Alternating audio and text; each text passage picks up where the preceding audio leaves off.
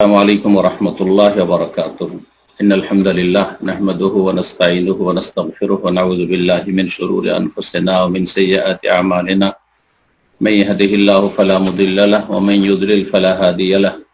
وأشهد أن لا إله إلا الله وحده لا شريك له وأشهد أن محمدا عبده ورسوله صلى الله تعالى عليه وعلى آله وصحبه وسلم تسليما كثيرا.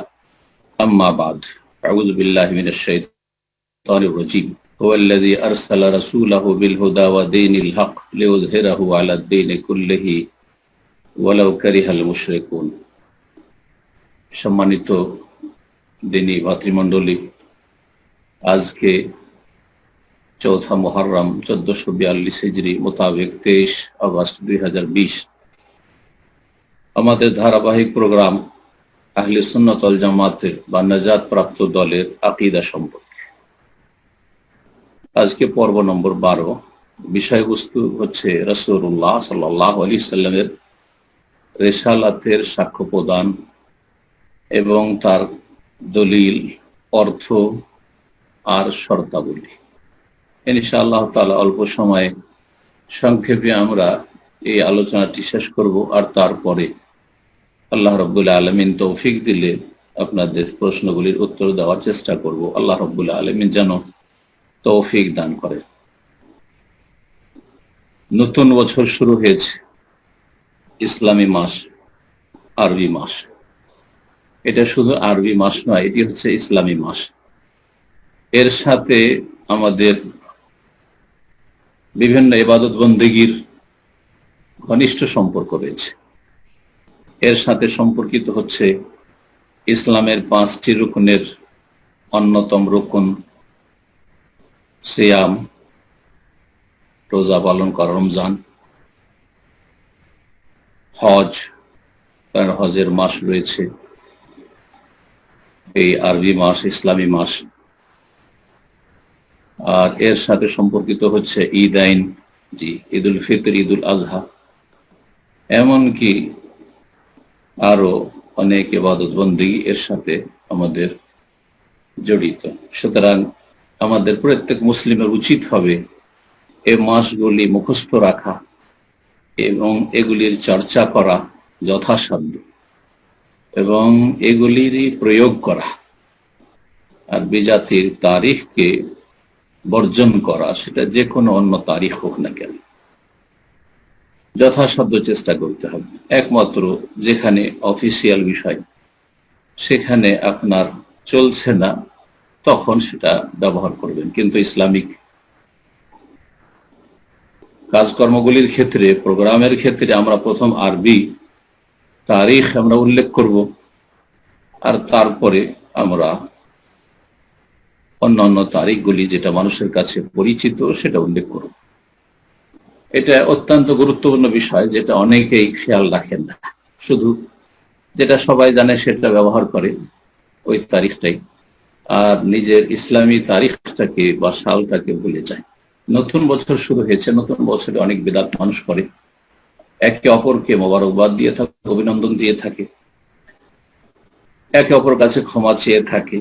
মোবারকবাদ পেশ করা যাবে কিনা যদিও বিষয়টিতে দ্বিমত রয়েছে। যারা এটিকে আদাত, উর্ফ, প্রথা বলেছেন, সেটা দ্বীনি বিষয় নয়, ইবাদতের বিষয় নয়, তারা বলেছেন যে কেউ যদি আপনাকে অভিনন্দন দিয়ে দেয় তো ভালো কথা দিয়ে উত্তর দেন।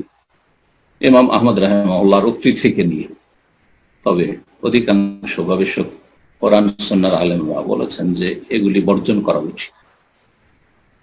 ইসলামী মাস যেটা আরবি মাস মুহররম থেকে শুরু হয় আর জিলহজে শেষ হয়, আর এই যদি নববর্ষে কোন রকমের মোবারকবাদ, অভিনন্দন এসব না থাকে, তাহলে অন্যান্য নিউ ইয়ার ক্ষেত্রে, নববর্ষের ক্ষেত্রে অভিনন্দন জানানো এসব বিজাতিদের কাজ, মুসলিমের কাজ নয়।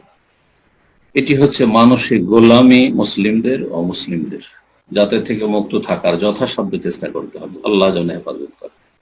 কথা না বাড়িয়ে আসল বিষয়ের দিকে আসি। আমাদের আলোচনার বিষয়বস্তু হচ্ছে প্রশ্ন নম্বর 26-এ উল্লেখ করছেন লেখক, মা দালিলু শাহাদাতে আন্না মুহাম্মাদান রাসূলুল্লাহ সাল্লাল্লাহু আলাইহি ওয়াসাল্লাম। মুহাম্মদ সাল্লাল্লাহু আলাইহি সাল্লাম যে আল্লাহর রাসূল, এর যে আমরা সাক্ষ্য প্রদান করব এই কালেমার, এর দলিল কি, এর প্রমাণ কি যে আমরা মুহাম্মদ সাল্লাল্লাহু আলাইহি সাল্লামকে আল্লাহর রাসূল বলি? আপনাকে কোন অমুসলিম জিজ্ঞেস করতে পারে, সুতরাং উত্তর আপনার জানা থাকতে হবে। আপনাকে একজন এমন ব্যক্তি যে হয়তো মুনাফিক, সে যদিও জাতিতে মুসলিম, জিজ্ঞেস করতে পারে। একজন জাহিল অজ্ঞ যে ইসলামের কিছুই জানে না, জিজ্ঞেস করতে পারে। একজন নিউ মুসলিম, সে জিজ্ঞেস করতে পারে যে মুহাম্মদ সাল্লাল্লাহু আল্লাহর রাসূলের দলিল কি।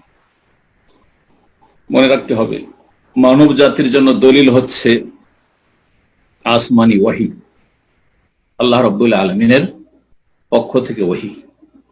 আর সর্বপ্রথম ওয়াহি হচ্ছে আল কোরআনুল কারীম, আর তারপরে রাসূলুল্লাহ সাল্লাল্লাহু আলাইহি ওয়াসাল্লামের সুন্নাহ। কোরআনে কারীমের বেশ কিছু আয়াত এখানে লেখক নিয়ে এসেছেন, আর তার সাথে আরো দু চারটি আয়াত আমি সংযোজন করব। আর হাদিসের দিকে যাব না, সময়ের স্বল্পতার খেয়াল রেখে। অনেক হাদিস রয়েছে রাসূলুল্লাহ সাল্লাল্লাহু আলাইহি ওয়াসাল্লামের রিসালাত সম্পর্কে। যেমন লা ইলাহা ইল্লাল্লাহ সম্পর্কে জ্ঞান অর্জন করতে হবে, বিশ্বাস করতে হবে, তেমনি মুহাম্মাদুর রাসূলুল্লাহ, মুহাম্মদ সাল্লাল্লাহু আলাইহি রাসূল, এর জ্ঞান অর্জন করতে হবে, সাক্ষ্য প্রদান করতে হবে, বিশ্বাস করতে হবে, একে ভালোবাসতে হবে ইত্যাদি। বলছেন উত্তরে, মুহাম্মদ যে আল্লাহ রাসূল সাল্লাল্লাহু আলাইহি ওয়াসাল্লাম, এর দলিল কোরআনে কারীমের আয়াত সূরা আলে ইমরান আয়াত নম্বর 164। মহান আল্লাহ ইরশাদ করছেন, লাকাদ মান্নাল্লাহু আলাল মুমিনিন, নিঃসন্দেহে আল্লাহ রাব্বুল আলামিন ঈমানদারদের উপর, মুমিনদের উপর বড় অনুগ্রহ করেছেন। কি অনুগ্রহ? আল্লাহর বড় অনুগ্রহ, আল্লাহর বড় রহমত। ইয বাআসা ফীহিম রাসূলাম মিন আনফুসিহিম, যে তাদের ভিতর থেকেই, তাদের মাঝে থেকে একজন তাদের মাঝে রাসূল প্রেরণ করেছেন। তাদের মাঝে থেকে, ওর একটা দিক হচ্ছে যে মানুষের মধ্য থেকে, তো মুহাম্মদ সাল্লাল্লাহু আলাইহি ওয়াসাল্লাম মানুষ ছিলেন, ইন্নামা আনা বাশারুম মিসলুকুম।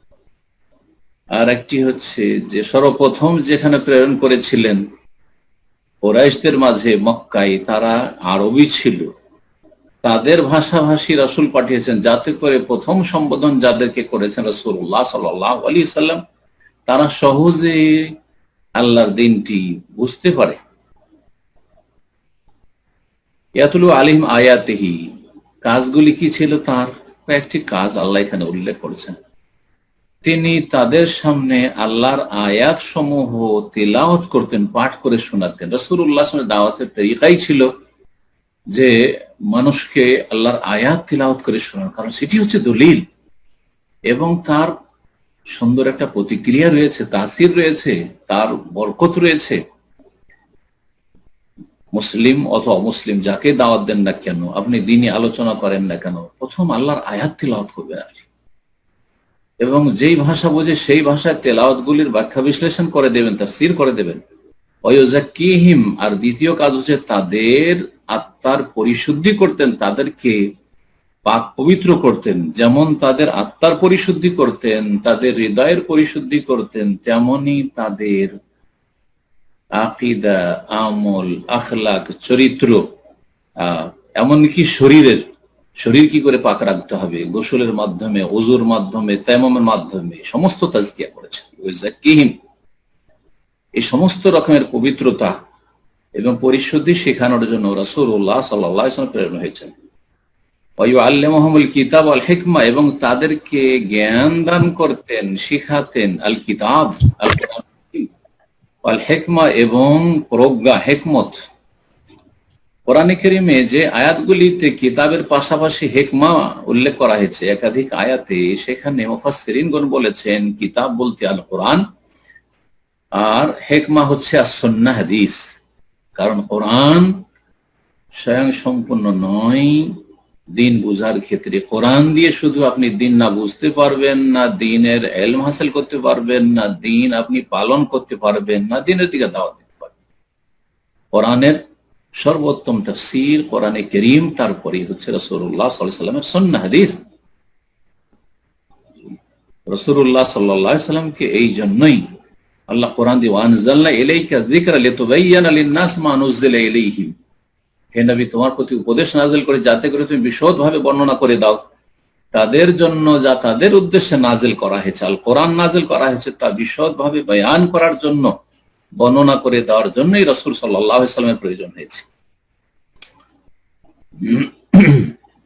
দ্বিতীয় আয়াত সূরা তওবার আয়াত 128, আল্লাহ রাব্বুল আলামিন ইরশাদ করেন, লাকাদ জাআকুম রাসূলুম মিন আনফুসিকুম, নিশ্চয়ই তোমাদের কাছে আগমন করেছেন তোমাদের মধ্য থেকে একজন রাসূল। তোমাদের মধ্য থেকে, আগের অর্থ মানুষের মধ্য থেকে এবং আরবদের মাঝে এসেছেন। প্রথম যখন এসে সম্বোধন করেছেন যাদেরকে, তাদেরই বংশের লোক, তাদের পরিচিত লোক, তাদের ভাষাভাষী।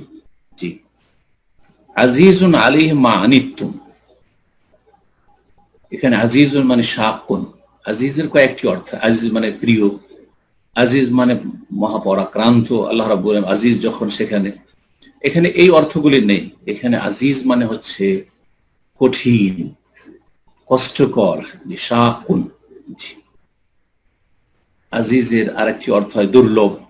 এর জন্য হাদিস মুতাওয়াতির মশহুর আজিজ ওখানে দুর্লভের অর্থ, যা পাওয়া সাধারণত যায় না, খুব কম পাওয়া যায়। এখানে আজিজুন আলাইহি মা আনিতুম, তোমাদের কষ্ট হলে তিনি কষ্ট পান। উম্মতের কষ্ট হলে ইহকাল পরকালে রাসূলুল্লাহ সাল্লাল্লাহু আলাইহি ওয়াসাল্লাম কষ্ট পান, সেই জন্য তিনি তোমাদের হিতাকাঙ্ক্ষী সবচেয়ে বেশি।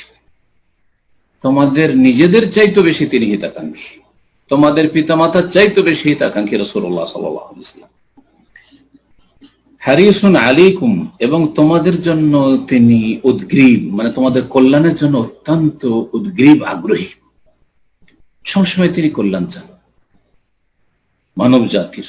বিল মুমিনিনা রাউফুর রাহিম, আর বিশেষভাবে যারা ঈমানদার বিশ্বাসী তাদের সাথে রাসূলুল্লাহ সাল্লাল্লাহু আলাইহি ওয়াসাল্লাম অত্যন্ত স্নেহশীল, রাউফ এবং দয়ালু। এখানে রাসূল আগমন করেছেন বলা হয়েছে, তিনি হচ্ছেন মুহাম্মদ সাল্লাল্লাহু আলাইহি ওয়াসাল্লাম।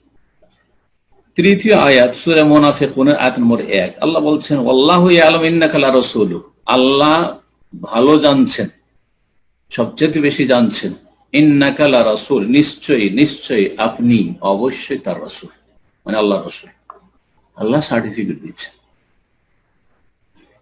এছাড়া এই আয়াতগুলিতে কিন্তু নবী সাল্লাল্লাহু আলাইহি ওয়াসাল্লামের নাম আসেনি, এখন নাম দিয়ে শোনাই কয়েকটি আয়াত। আল্লাহ বলছেন সূরাতুল ফাতির আয়াত নম্বর 29, লম্বা আয়াতের প্রথম অংশটুকু শুধু পাঠ করছি, যেটা আমাদের এখানে দলিল হিসাবে প্রয়োজন। মুহাম্মাদুর রাসূলুল্লাহ, মুহাম্মদ সাল্লাল্লাহু আলাইহি আল্লাহর রাসূল, মুহাম্মদ সাল্লাল্লাহু আলাইহি সাল্লাম রাসূলুল্লাহ। ওয়াল্লাযীনা মাআহু আশিদ্দাউ আলাল কুফারি রুহামাউ বাইনাহুম। সময়ের স্বল্পতার জন্য পুরো আয়াতের তাফসীর করছি না, তাহলে স্পষ্ট হয়ে গেল যে মুহাম্মদ সাল্লাল্লাহু আলাইহি আল্লাহর রাসূল। সূরা আহজাবের আয়াত নম্বর 40 আল্লাহ বলছেন, মা কানা মুহাম্মাদুন আবা আহাদিম মির রিজালিকুম ওয়ালাকিন রাসূলুল্লাহ ওয়া খাতামান নাবিয়্যিন। মুহাম্মদ সাল্লাল্লাহু আলাইহি ওয়াসাল্লাম তোমাদের কোন পুরুষের পিতা ছিলেন না, কারণ ছেলে সন্তান সবগুলি বাল্য জীবনে মারা গিয়েছিল। মেয়েদের তিনি পিতা ছিলেন, যায়েনব, রুকাইয়া, উম্মে কুলসুম, ফাতেমা রাদিয়াল্লাহু তাআলা আনহা আজমাইন, তাদের পিতা ছিলেন। আর এমনি পালক পুত্র যদি কাউকে নিয়ে থাকেন জাহিলিয়াতের নিয়ম অনুযায়ী, যেমন যায়েদ বিন হারেসা ছিলেন রাদিয়াল্লাহু তাআলা আনহু, তিনি মুহাম্মদ সাল্লাল্লাহু আলাইহি সাল্লামের সন্তান নন, তার মূলত পিতা নন রাসূলুল্লাহ সাল্লাল্লাহু আলাইহি সাল্লাম। সেটা তোমাদের জাহিলিয়াতের যুগের প্রথা ছিল, নিজের বাপের সাথে সম্পৃক্ত করো। হারেসার ছেলে যায়েদ বিন হারেসা বলে, যায়েদ বিন মোহাম্মদ বলিও না। জাহিলিয়াতের যুগে, ইসলামের পূর্বে মক্কার লোকেরা যায়েদকে যায়েদ বিন মোহাম্মদ বলত। আল্লাহ খণ্ডন করছেন, ওয়ালাকিন রাসূলুল্লাহ, তবে তিনি হচ্ছেন আল্লাহর রাসূল। মুহাম্মদ সাল্লাল্লাহু আলাইহি ওয়াসাল্লামকে আল্লাহর রাসূল, খাতামুন নবীন, আরো স্পষ্ট করে দিয়েছেন, শুধু তিনি আল্লাহর রাসূল না, তার সাথে সাথে তিনি সর্বশেষ নবী, তারপরে আর কোন নবী আসবে না। সুতরাং কেউ যদি বলে যে তারপরে কোন নবী এসেছে, যেমন কাদিয়ানীরা, তাহলে সে মুসলিম নয়। কেউ যদি বলে যে আমি নবী, তাহলে সে হচ্ছে দাজ্জাল। কেউ যদি বলে অমুক নবী, তাহলে তারা দাজ্জালের অনুসারী, এই আয়াতের অস্বীকারী। আর একটি আয়াতকে কেউ যদি অস্বীকার করে তাহলে সে কাফির। সূরা আলে ইমরানের আয়াত নম্বর 144 আল্লাহ বলছেন, ওমা মুহাম্মাদুন ইল্লা রাসূল, মুহাম্মদ সাল্লাল্লাহু আলাইহি ওয়াসাল্লাম একজন রাসূল ছাড়া অন্য কিছু নন। তিনি মাবুদ উপাস্য নন, তিনি চিরঞ্জীব নন। কাদ খালাত মিন ক্বাবলিহির রাসূল, তার পূর্বে বহু রাসূল চলে গেছেন, তিনিও চলে যাবেন, এসেছেন। আফাইম মাতা ওয়া কুতিলান কালাবতুম আলা আকাবিকুম, সুতরাং তিনি যদি মৃত্যুবরণ করেন অথবা নিহতই হয়ে যান, তাহলে তোমরা কি ফিরে যাবে উল্টো দিকে? তাহলে রাসূলুল্লাহ সাল্লাল্লাহু আলাইহি ওয়াসাল্লাম মৃত্যু হয়েছে, আল্লাহ মাতা বলেছেন। এখানে যে বিষয় সেটা হচ্ছে মুহাম্মদ সাল্লাল্লাহু আলাইহি ওয়াসাল্লাম আল্লাহর রাসূল।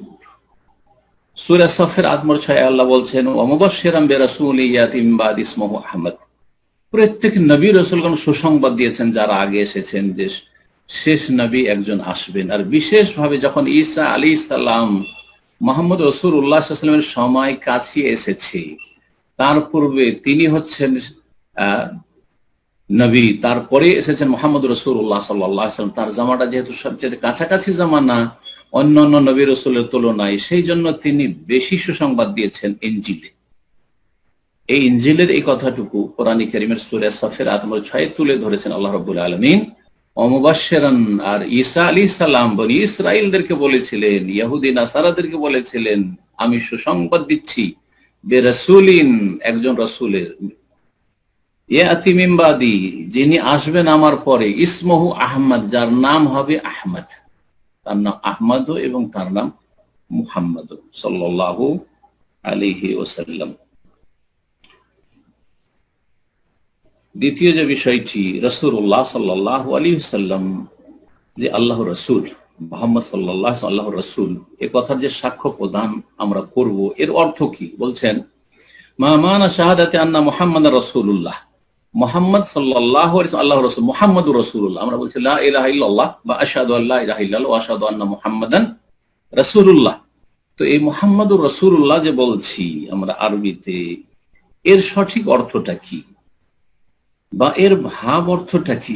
অর্থ মানে শাব্দিক অর্থ শুধু নয়, এখানে বিস্তারিত বর্ণনা করেছে। এটার উদ্দেশ্যটা কি? আপনি যখন বলছেন আপনি অন্তরের বিশ্বাসের সাথে মুহাম্মাদুন রাসূলুল্লাহ, মুহাম্মদ সাল্লাল্লাহু আলাইহি ওয়াসাল্লাম আল্লাহর রাসূল, আল্লাহর প্রেরিত দূত, তখন এর অর্থটা কি হয়? বলছেন যে এর অর্থ হচ্ছে হুয়া তাসদীকুল জাযিম মিন সামিমিল কলবি আল মুআতি লিকাউলিল লিসান বিআন্না মুহাম্মাদান আবদুহু ওয়া রাসূলুহু ইলা কাফাতিন নাস ইনসিহিম ওয়া জিন্নিহিম।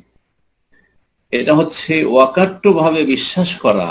মুহাম্মদ রাসূলুল্লাহ বলার উদ্দেশ্য হচ্ছে ওয়াকাট্যভাবে বিশ্বাস করা, অন্তরের অন্তরস্থল থেকে, যেটা অন্তরের অন্তরস্থল থেকে অকাট্য বিশ্বাস করে সেটা মুখে উচ্চারণ করা। অন্তরে বিশ্বাসের সাথে সাথে আল মুআতি লিল কলবে, যেটা বা মুআতি লিল লিসান, আল মুআতি লিকাউলিল লিসান, যেটা জবানে আছে সেটার অনুকূলে যেন হয় অন্তরের কথাটি, মনে যে কথাটি রয়েছে সেটা যেন জবানে যে কথার উচ্চারণ করেছেন মুহাম্মাদুর রাসূলুল্লাহ তার অনুকূলে হয়, পক্ষে হয়। কি? যে মুহাম্মদ সাল্লাল্লাহু আলাইহি ওয়াসাল্লাম আল্লাহর বান্দা এবং তার রাসূল। বান্দা বললেন তার মানে তাকে আল্লাহর জায়গাতে অধিষ্ঠিত করলেন না, মাবুদ বানালেন না। শুধু বান্দা বলে রাখলেন না যাতে করে সাধারণ বান্দা না হয়ে যান তিনি আমাদের মতো, বরং তিনি রাসূলও, তার সাথে সাথে রাসূলও, বান্দাও। সুতরাং তিনি মাবুদ নন আর তিনি সাধারণ বান্দা নন, হ্যাঁ বিশিষ্ট আল্লাহর সবচেয়ে খাস বান্দা। সুতরাং তিনি হচ্ছেন শেষ রাসূল, শ্রেষ্ঠ রাসূল, খাতামুন নবীন, সাইয়্যিদুল মুরসালিন, সবচেয়ে শ্রেষ্ঠ রাসূল, আল্লাহর খলিল। এই আবদুহু ওয়া রাসূলুহু বলার মাধ্যমে রাসূলুল্লাহ সাল্লাল্লাহু আলাইহি ওয়াসাল্লামের যেখানে আল্লাহ মাকাম, স্থান রেখেছেন সেখানে রাখা হয়েছে না, তাতে বাড়াবাড়ি অতিরঞ্জন রয়েছে। অতিরঞ্জনেরও খণ্ডন করা হয়েছে আবদুহু বলে দিয়ে, আর মানহানি আর ঘাটতি করা তার মান পজিশনে তারও খণ্ডন করা হয়েছে। যারা কাফের, মুনাফিক, পাপিষ্ট, গুনাহগার মুসলিম সমাজের, তার রাসূলুল্লাহ সাল্লাল্লাহু আলাইহি ওয়াসাল্লাম মানহানি করে, রাসূলুল্লাহ সাল্লাল্লাহু আলাইহি ওয়াসাল্লামের রিসালাতকে পুরোপুরি মানে না, অথবা পুরোটাই মানে না, আংশিক মানে, সুবিধাবাদী। আর যারা অতিরঞ্জন বাড়াবাড়ি করেছে, ওপরে উঠিয়েছে, তারা আবদুহুকে মানে না। ওয়া আশহাদু আন্না মুহাম্মাদান আবদুহু ওয়া রাসূলুহু, তিনি যে আল্লাহর বান্দা, সুতরাং তিনি দিতে পারেন না, তিনি আলিমুল গায়ব নন, তিনি হাজির নাজির নন, তিনি সবকিছুর ক্ষমতা রাখেন না, তিনি জান্নাত জাহান্নামের মালিক না, তিনি দোজাহানের বাদশা নন, দুনিয়া আখিরাত সবকিছুর মালিক তিনি নন, তিনি হায়াত মতের মালিক নন, তিনি চিরঞ্জীব নন, তিনি হায়াতুন নবী বলা এটি শিরকি কথা। জি, তিনি আল্লাহর নূরের নন, কোন আল্লাহর সৃষ্টি তিনি মানুষ, আর মানুষকে আল্লাহ মাটি থেকে সৃষ্টি করেছেন। এই হচ্ছে মধ্যম পন্থা, ইসলাম হচ্ছে মধ্যম পন্থা, নাজাত প্রাপ্ত দলের আকীদা হচ্ছে মধ্যম পন্থা। তারপরে বলছেন যে দলিল কোরআনে কারীমে রয়েছে শাহিদা ইন্না আরসালনাকা শাহিদান ওয়া মুবাশশিরান ওয়া নাযীরা, হে নবী তোমাকে আমি সাক্ষী করে পাঠিয়েছি, সুসংবাদদাতা করে পাঠিয়েছি, সতর্ক সাবধানকারী করে পাঠিয়েছি, ওয়া দাইয়ান ইলাল্লাহি বিইযনিহি, আর আল্লাহর হুকুমে তোমাকে আল্লাহর দিকে আহ্বানকারী দায়ী করে পাঠিয়েছি। সবচেয়ে শ্রেষ্ঠ দায়ী ইলাল্লাহ হচ্ছেন রাসূলুল্লাহ সাল্লাল্লাহু আলাইহি ওয়াসাল্লাম। যখন রাসূলুল্লাহ সাল্লাল্লাহু আলাইহি ওয়াসাল্লামের পেশা ছিল দাওয়াত, সুতরাং কোন ভাই বোনকে যদি দাওয়া ইলা আল্লাহর দ্বীনের দাওয়াত দেওয়ার পেশা আল্লাহ দিয়ে থাকেন, সেটা আপনার ফুল টাইম পেশা হতে পারে, সেটা আপনার পার্ট টাইম কিছুক্ষণ দুনিয়ার কাজ কর রুজি রোজগার করে প্রতিদিন প্রতি সপ্তাহে কিছু না কিছু দাওয়ার কাজ, আপনার দাওয়ার অ্যাক্টিভিটিস আছে, তাহলে জানবেন যে সবচাইতে উৎকৃষ্ট পেশা আপনার কাছে রয়েছে, যা হচ্ছে আম্বিয়া রাসূলগণের পেশা।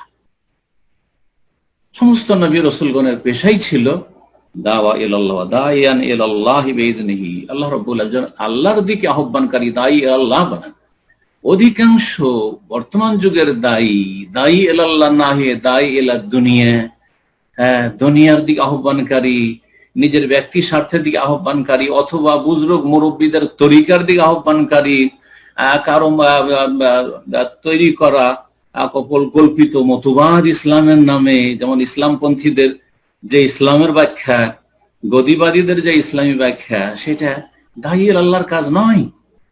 দায়ী আল্লাহ ডাকবে আল্লাহ রাব্বুল আলামিনের দিকে, যা কোরআনে কারীমে স্বীকৃত, যা রাসূলুল্লাহ সাল্লাল্লাহু আলাইহি সাল্লামের সুন্নায় স্বীকৃত। আর খেয়াল খুশি কেউ 50-60 বছর আগে ইসলামের একটা ব্যাখ্যা করে দিল, অপব্যাখ্যা, আর সেই দিকে আহ্বান করছেন আর মনে করছেন যে আমি দায়ী আল্লাহ। না, মোটেই দায়ী আল্লাহ না, সুফিজমের দিকে ডাকছে। তো বলি ভাইয়ের, আর বলে যে দায়ী আল্লাহ না, দায়ী আল্লাহ নন, আপনি তরিকতের দিকে ডাকছেন, আপনি মারিফতের দিকে ডাকছেন, সুফিজমের মানব রচিত মতবাদের দিকে ডাকছেন আপনি।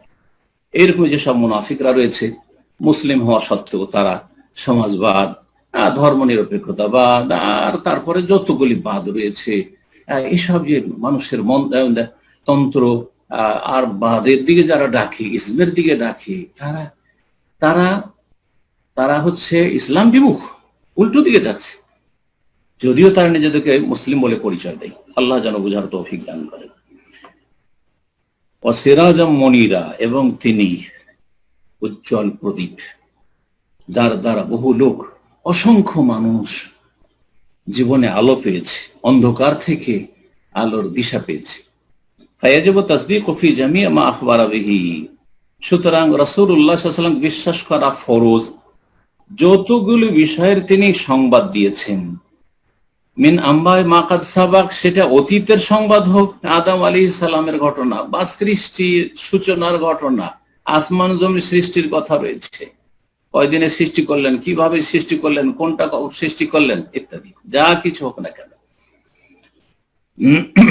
অতীতের যত ঘটনাবলী রয়েছে, ও আখবার মাসায়াতি, আর যা কিছু ঘটবে বলেছে রাসূলুল্লাহ সাল্লাল্লাহু আলাইহি ওয়াসাল্লাম, ইয়াজুজ মাজুজ, দাজ্জাল, আর দাব্বাতুল আরদ, আর দোফান ইত্যাদি, কিয়ামতের বড় বড় লক্ষণ, ছোট লক্ষণ, সবকিছু বিশ্বাস করতে হবে।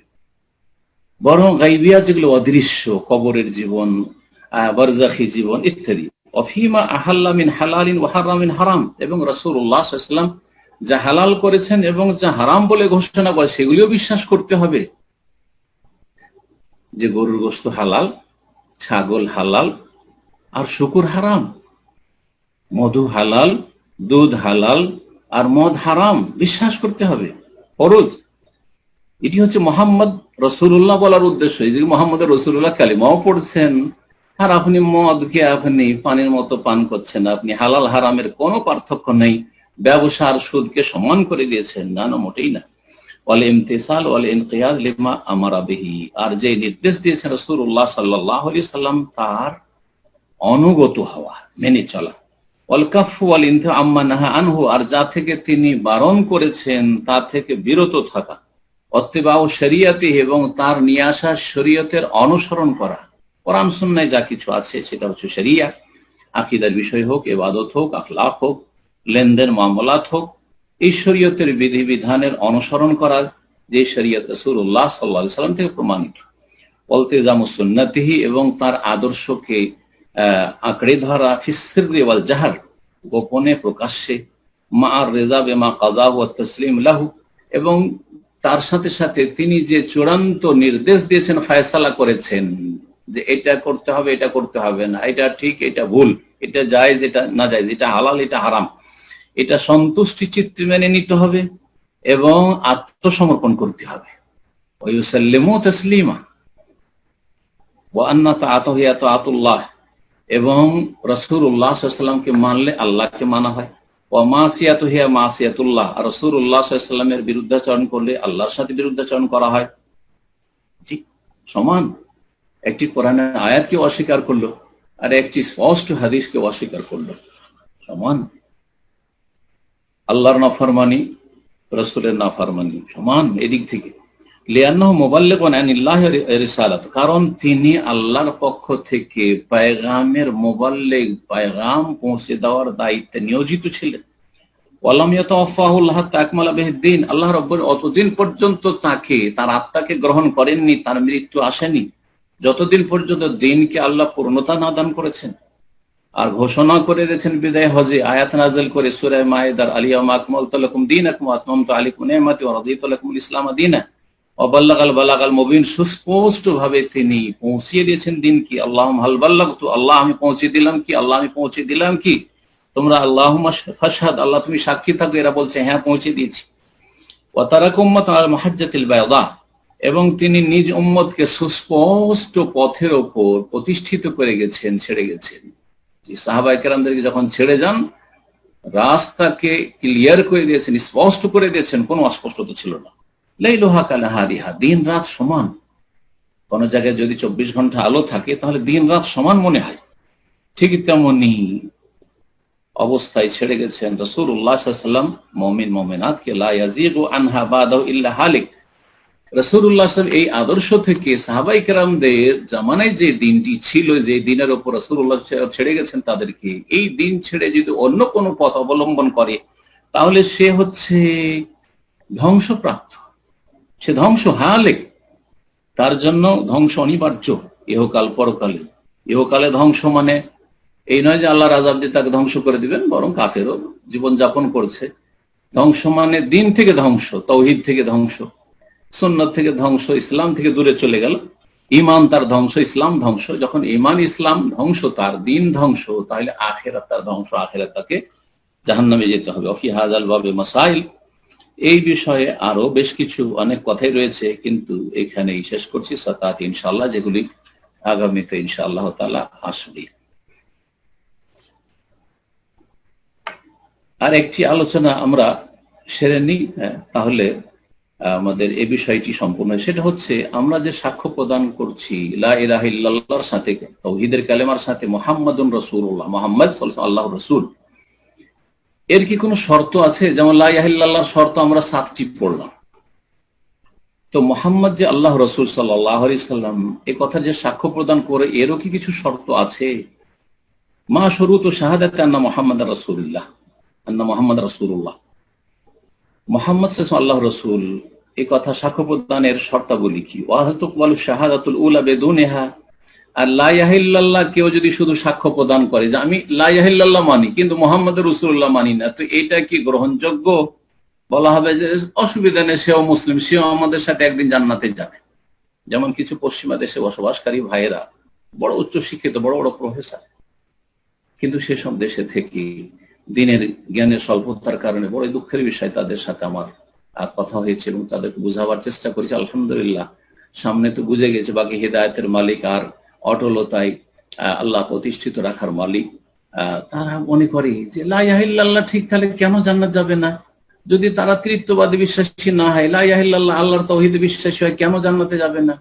আরে ভাই, মুহাম্মদুর রাসূলুল্লাহ আরেকটি অংশ কালিমা তাইয়্যিবা রয়েছে, সেটা যে মানে না। জি হ্যাঁ, সুতরাং শুধু লা ইলাহা ইল্লাল্লাহ দিয়ে জান্নাত পাওয়া যাবে না, বরং তার সাথে মুহাম্মদুর রাসূলুল্লাহ ওইভাবেই বিশ্বাস করতে হবে, জানতে হবে, মানতে হবে, সত্য মনে করতে হবে, অন্তর থেকে কবুল করতে হবে।